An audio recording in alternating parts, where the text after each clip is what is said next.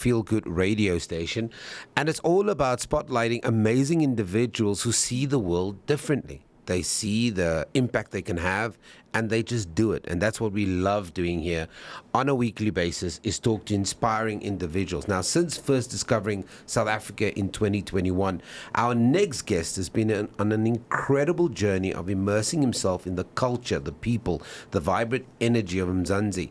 Through his TikTok and YouTube content, he has documented everything from the pulse of Amapiano to the flavors of local cuisine and the unique contrast between Johannesburg and Cape Town. With over 43,000 TikTok followers, he's become a bridge between South Africa and the world, sharing his experiences of nightlife, music, everyday life as a Black American who keeps coming back for more. Now, this week, and we'll talk about it, he took a bus from Cape Town to Johannesburg to deepen his experience. I can only imagine must have hurt his backside because he was sitting for hours. Okay, and he's currently learning Zulu and South African slang. We won't test him, but we'll have a chat. Of course, it's Kahlis joining me in studio. Sir, thank you very much for joining me. How are you doing? Thank you, brother. Giabonga, brother. Butiwam.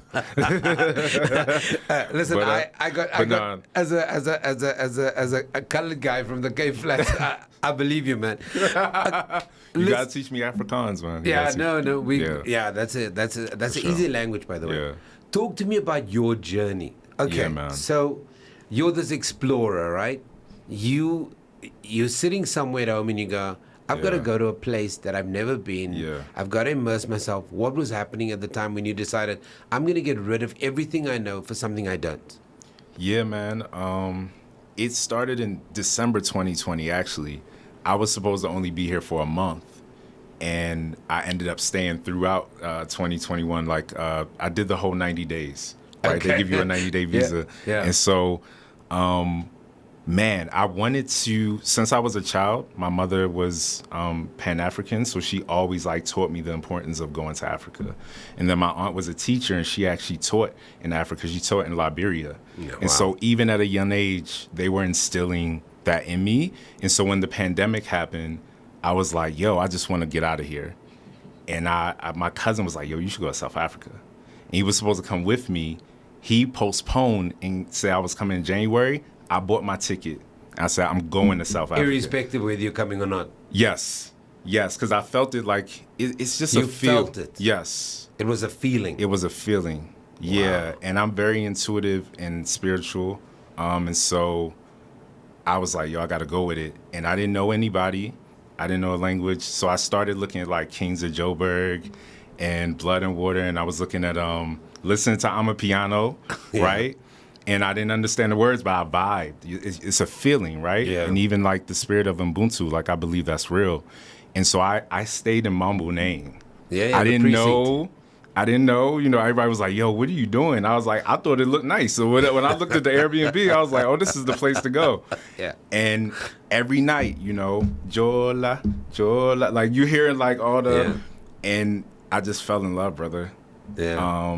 And so I started doing YouTube. I wasn't even thinking about doing YouTube. About storytelling in that way. Yeah. I just was like, I want to experience. Because my first trip, I didn't even really post anything. My second trip is when I ran into a YouTuber. His name is Julian Albino. And he put me on his channel. And from there, I was like, oh, that's God. That's Allah. When things happen and you don't have to think about it, and so I just kept going, It's man. that kind of higher calling. Yeah. But what's interesting is that your experience of Africa and the idea of this is where I need to go was a journey through the parental unit. As you talked about your mom, and you talked about your aunt. Who's our ancestor now. Yeah. She passed. Yeah. So that was another thing that... And it's amazing that your connection already started at such an early age. So I would almost argue that there was nowhere else for you to go but go there, because that was kind of lined up for you. Yeah, man. And so she loved Mandela too. And so I went to Soweto and spread her ashes. Wow. I had it was just that is powerful. Yeah. Yeah, man. I'm getting teared up thinking about it. But man, it's just been a crazy journey. You know what I mean? Yeah. It's been a crazy journey. I mean, I can only imagine that moment. That's the space where you decided. This is it's just years and years of that kind of, Yeah.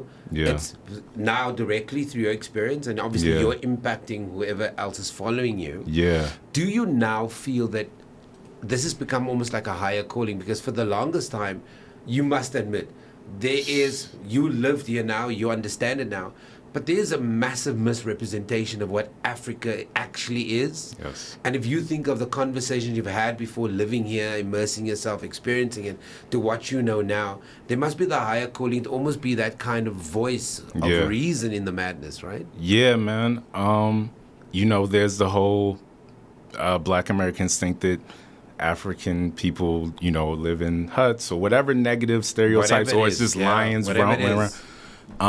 They are lions, but they're driving Porsches. They're driving Porsches and driving expensive cars. Yeah, man. And so I unintentionally fell into a vessel to disprove that. Yes. And then I felt Through a your responsibility. storytelling. Yes. So I'm showing them Santon. I'm showing them, The richest square mile in Africa, by the way. Yes. And so when they say, Black people here are poor, I'm like, where? I know it is But it's not just a thing here. It's in America too. Yeah. Where you have like vast spaces where people are poor. Yes. Yes. And so it's not unique to South Africa or Africa. Yeah. Yeah.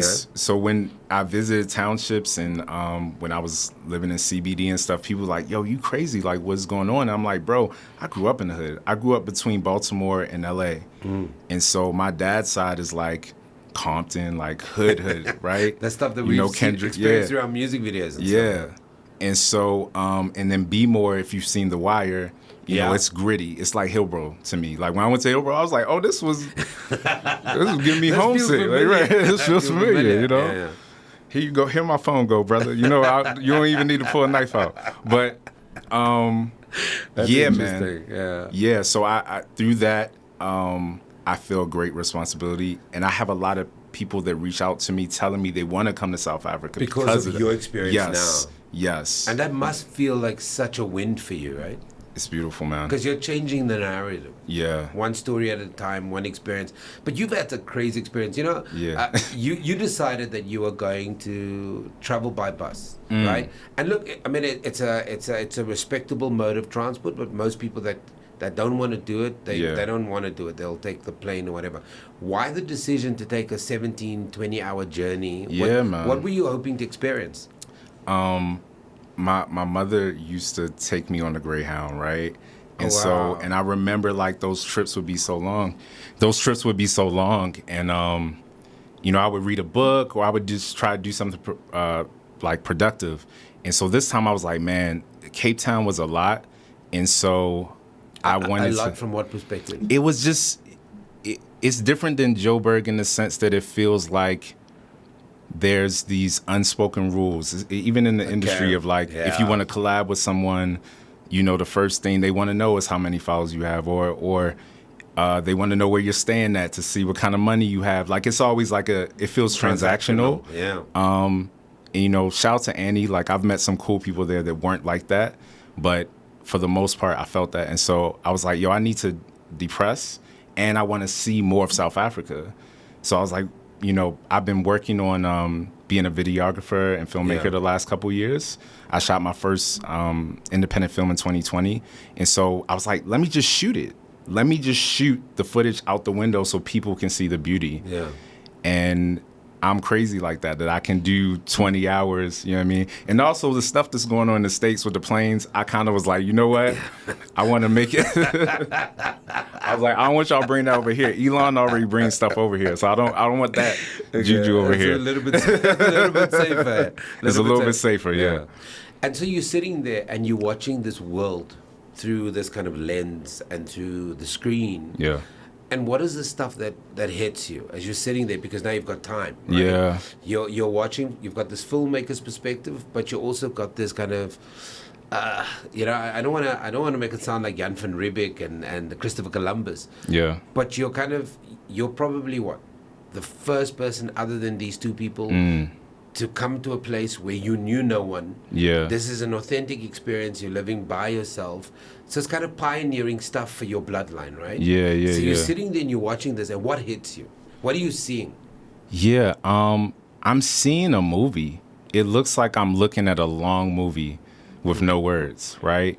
And even when I was looking at like certain, like The Queen, for example, like I'm reading the subtitles. I don't know what they're saying, right? And so I think that does something to your brain where you get a time to reflect and really appreciate the beauty. And so I had to sit still. I'm not going to be distracted on my phone because I'm recording. And if I'm not, I'm like observing, right? And so that was something that inspired me. And my brother's a filmmaker. Shout out to Thomas. And my sister's a producer. Shout out to Debbie. So they like growing up, they inspired me as well. My mother was an actress. I grew up acting. So this was always something that I wanted to do. And it took time to get there. Yeah. You know, it took this to happen to get there. Yeah. Yeah. And I almost wonder, when you come with fresh eyes, with a different perspective. I think often what happens, and it's not a South African thing. I think it's a global thing. It's a person thing, where you don't see the beauty anymore. And so when you have a fresh pair of eyes, somebody that goes with a sense of wonderment, you reignite the way even we as South Africans see the places that we interact with on a daily basis. Because you're like going, wow, it's beautiful. And we are so blasé about it. We don't see it anymore. Yeah. Have you found even local people appreciating the way you see, as a visitor, their environment? Absolutely. Yeah, man. I think that they like that. One, a lot of influencers come here and they'll just go to Santon or they'll just show groove, you know, they'll be flexing, but they love that I went to Kwamamai, right? And then I've had people here that tell me they would never go to Kwamamai. But then when or I even go live in the CBD. Yes. Or even, Yes. And so they get to see it through my lens. You know, it's always like, this is dangerous, that is dangerous. But I'm showing you, like, yes, there's dangers that exist. But there's a lot of loving people there, having a good time, feeding each other. When people realize I'm not from here, they say I look Zulu.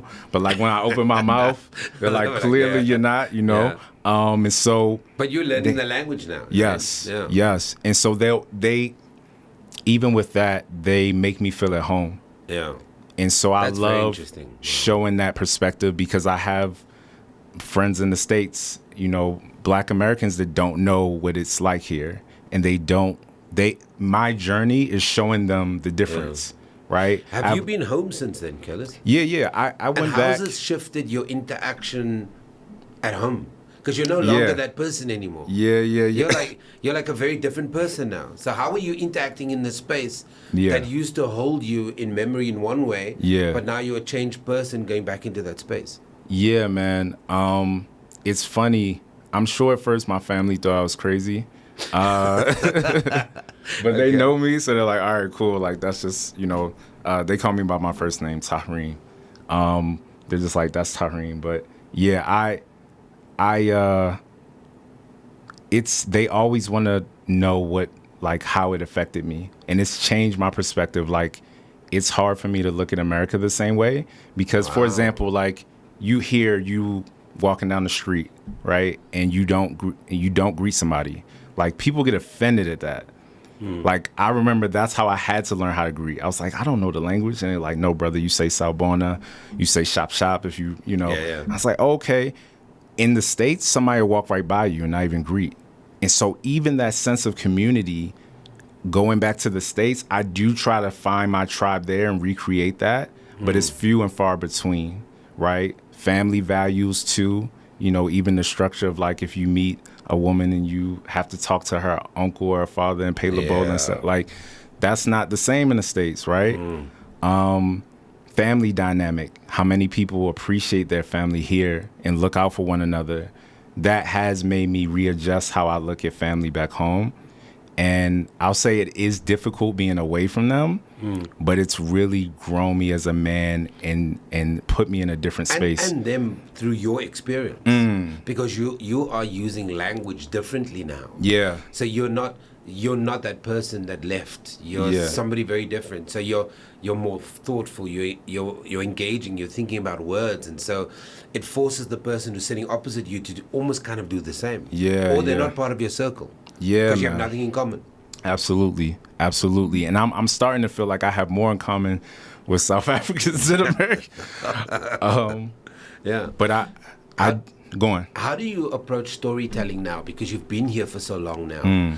Do you struggle with the same things that most creators struggle with? Is how to keep it interesting? Yeah. How to develop that plot? Because I mean, at the beginning phase was your experiences and you learning them for the first time. Yeah. You are now a seasoned African. You're here. Yeah. You've experienced it. You're learning Zulu. You've been on the bus. You've lived in certain spaces. Yeah. What pressure are you sitting with now to elevate the story? Man, it's funny you say that because I'm sitting on a lot of footage that I haven't even released. Like when I first got here, I was shooting a lot. I worked on a documentary in Cape Town, and so I'm supposed to be putting some of those clips out on my socials and YouTube and all that. It made me feel like it has to be told the right way with structure. Why? Because I think everything gets misconstrued on social media. Yeah. Even the diaspora wars that we're having, I think a lot of that is incited. Right? Like I put out a video about watermelon and people were like cussing me out, telling me to go back to America. I'm like, what does that have to do? I thought I was showing love. I love South African watermelon. You know what I mean? You know what I mean? Can you imagine deciding an entire series out of explaining yourself about watermelons? Yeah. That is so interesting. So you're saying, so you're thinking about content in a very different way now. Yes, like actually shooting documentaries, actually putting out solid podcasts, interviewing people that, you know, what you guys are doing. Like, this is amazing. That's the best way to spread information. Sharing more of my story because I was very introverted. So even this journey is hard for me. It's more of a growth thing too, where like I was very uncomfortable being on camera. I was very uncomfortable talking on camera. I got a missing side tooth. Like I'm self-conscious, you know what I mean? Yeah. But like it helped me grow and it pushed me, and I saw through the people that I can't let them down. Like I have to, that's what drives me, and my mother and my aunt who are my ancestors, and my uncle. So like that's a big deal for me now. Yeah. I mean, you're a content creator, you've got growing numbers. I mean, what is the thing that you think as a storyteller, as a creator, as a content development specialist, as somebody who immerses themselves as a filmmaker? Yeah. What do you think it's the one thing we as South Africans no longer think about that you've experienced that you maybe think is magical about this place? Because I think it's easy for people to just the humdrum of every day. Yeah. And as I mentioned earlier, you've got a very fresh perspective. So what is the one thing that you would say to us South Africans who live here? Yeah. Something that you think is absolutely magical about this place that you discovered? Oh, man. I mean, the women. No. That too. Can I say Nash on the radio? Is that Yeah, you can. Yeah. But no, the people. I tell you, even when I was in CPT, I can't say all of Africa, all of South Africa. I'll say Johannesburg has a specific place in my heart because it's the first place I went, and so I'll say, I think people don't realize when my friends tell me they want to go to America, people are not nice like that. You know, I had a situation with my debit card, like it was locked for 2 weeks, and one of my friends was like, "Cool, like I got you." Like what? Like people will leave you to dry, even though you know what I mean. Like not everybody's nice like that, and this is people that I'm just meeting. The Ubuntu you're talking about, yes, right? The spirit of Ubuntu. Yeah. So I think people kind of take that for granted, just like we take stuff for granted, certain privileges we have in the States. And then the wildlife and the land that you have here, like that you have vast spaces of land that are beautiful, that are nurturing, that you can eat from the land. Like we don't really have that You know, that's kind of locked in the States. Like, you got to have money. But here I see a lot of people have land, and you can have cattle, all these things, and you can eat from the earth what God has given you naturally. I think that's something else that I would look at being a South African. Have you, as we wrap up, do you now feel that you almost play the role of protector? That there's a lot of misinformation, and you find that you now have to kind of step in those spaces and go like, nah, it's not like that. Yeah, yeah. I know what you're seeing on TV is not real, you know? Yeah, man. I think... And also, by the way, as you answer that, what's the biggest internal myth that you've had to bust, that you had a perception of or thought of, and when you got here, we're like, that's not the truth? Yeah. All right, first question again, because when you put that on me, I went somewhere. What's the first question? Yeah, the first question is just about the protector now in terms of information. So I actually got into a Twitter beef. I don't know if you're familiar with Tariq Nasheed. No. He's like this FBA. It's like something Foundational Black Americans, and some of them are very hateful towards Africans. And so he was talking crap about South Africans, saying people were poor and all that stuff, and he was saying disparaging things that I don't want to repeat. And so I got up there and we were arguing on Spaces. And I was like, bro, that's not true. I even said it. Sandton is the richest square mile in Africa, in all of Africa. And just putting out these facts of like, that's not what it is. That's misinformation. So like y'all say, my fighter, I'm definitely your fighter if anybody is going to say anything bad about South Africa because, or South Africans, like, I don't believe that, you know. That's not the right way to gain attention, which is something I try to be conscious with my socials too. Like, I can say wild stuff and get 1 million views and all these followers. But that's not authentic. Right. How do you feel at the end of the day? You know what I mean? And I'm really off of how I feel. Like, that's important. Yeah. Right? And the final thing, something that you maybe had a myth about and busted it yourself? Yes. That y'all hate us. That all Africans hate us. And I know, I think this is a big thing too, because people always say, well, there's South Africa and then it's Africa, and don't call Africa, but it's a country on Africa. So when I say it, it's more respect. Like, I know that people think we're being disrespectful, but like, they call us African Americans, right? And so it's like they didn't give us so we kind of look at Africa as a whole. As one country, but it's not. No, well, as one continent. Yeah. With, you know, many different countries respectfully, but we look at it as united because we look at black people like you, us, anywhere. It's one homogenous group of people. Yeah. And so maybe that comes off as ignorant, but when I say it, I mean it with love. Okay. You know what I mean?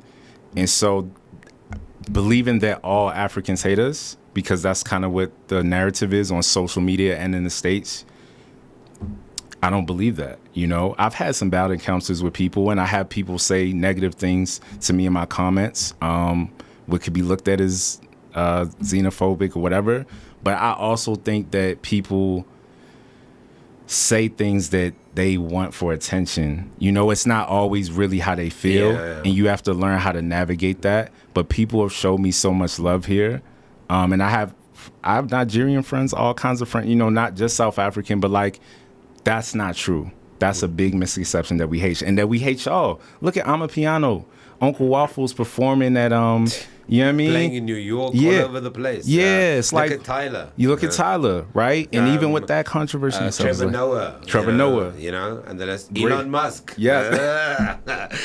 Is Elon Musk African? Very quickly, where yes. can people go to follow your journey as you document the stories? You talk about more about your experiences. For sure. I'm at Kahlis 8 KHLIS 8 on Instagram. My new TikTok is coming for Africa. It's COMING 4 Africa, and YouTube is Kahlis 8 as well.